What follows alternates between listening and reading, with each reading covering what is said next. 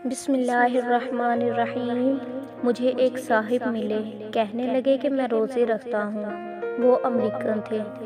میں نے کہا وہ کیوں؟ تم غیر مسلم ہو، تم کیسے روزے رکھتے ہو؟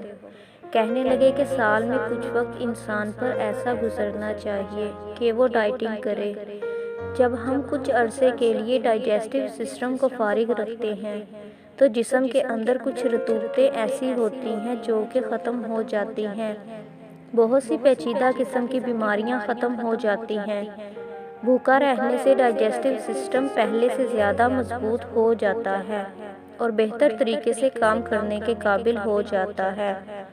آپ سب سے درخواست ہے کہ ہمارے چینل اردو حکایات کو سبسکرائب کر دیں تاکہ ہمارے نوٹیفیکیشن بر وقت آپ تک پہنچ سکیں۔ میں نے اور میری بیوی نے یہ فیصلہ کیا ہے کہ ہم سال میں 1 مہینہ اسی طرح روزے رکھ کر ڈائٹنگ کریں گے۔ میں نے اسے بتایا کہ یہ سنت ہے کہ ہر مہینے یا ایام بیس کے 3 روزے رکھیں۔